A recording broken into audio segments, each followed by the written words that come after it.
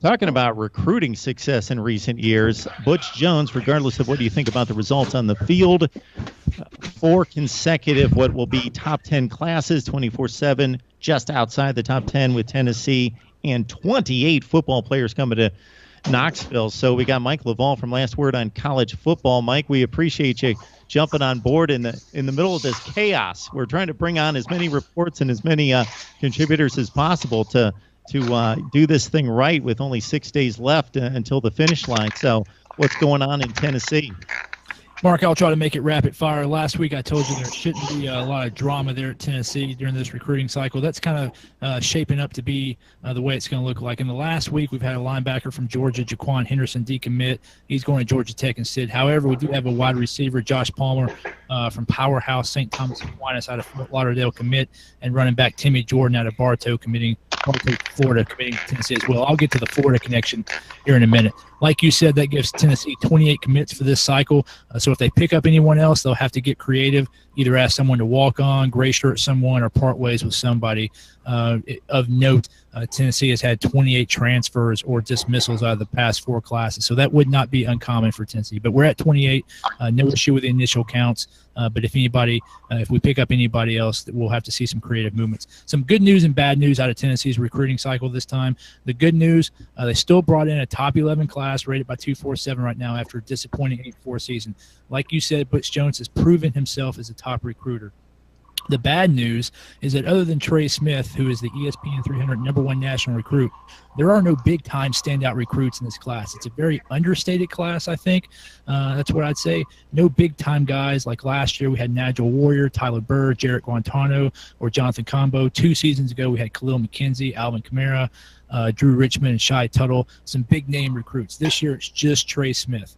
Some more good news. Jones has consistently went into areas to establish pipelines. This year, they've been very active in Florida. They have 7 recruits, 4 of those from the Fort Lauderdale, Miami area. Clearly, the hiring of Larry Scott's paid off. We only had 9 recruits the past 3 seasons combined from the entire state of Florida.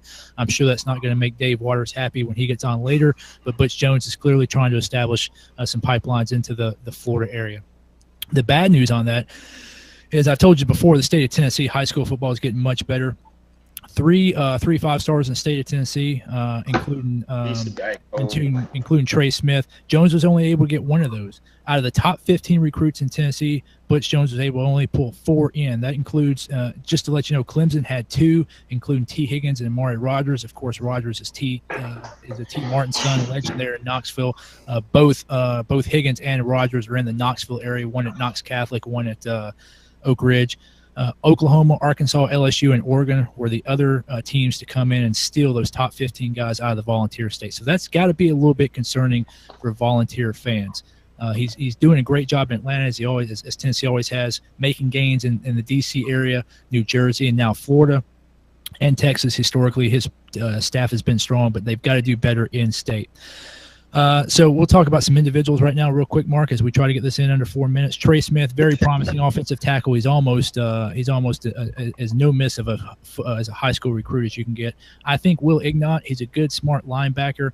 He's one of those 3-stars who I think is going to impress people. Some possible surprises out of this class. I would look at both Marquez Brimby and Ryan Thaxton. Brimby's as an athlete out of Atlanta. He's 6'4", sitting at about 220 right now. Ryan Thaxton is a defensive end out of Alexandria, Virginia. He's 6'5", 230. Both of them have good frames, and they both have great body control. They're kind of lower rated right now. I think after getting to the weight room, building some mass on those big frames, I think they'll be able to make a difference, and they'll finish out a little bit higher than they are rated right now.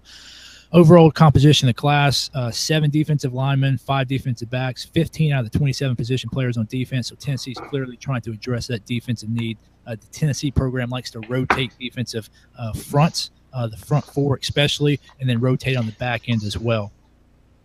Trey Smith, going back to Trey Smith, he's one of our 5 early enrollees as well.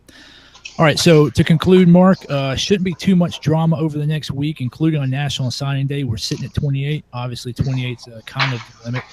If that changes, I will let you know next week as you recap National Signing Day here on Mark Rogers TV. Thanks for having me, Mark. Mike, I am guessing once you get revved up that you were going at a clip with a better 40 time than a lot of the guys that you were talking about. We appreciate you ripping through that. That's Mike LaValle from Last Word on Sports. And if you are a thinking man's fan, you got to check out Mike's work there.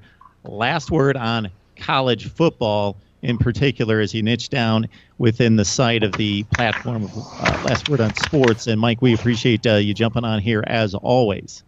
Thanks for having me, Mark.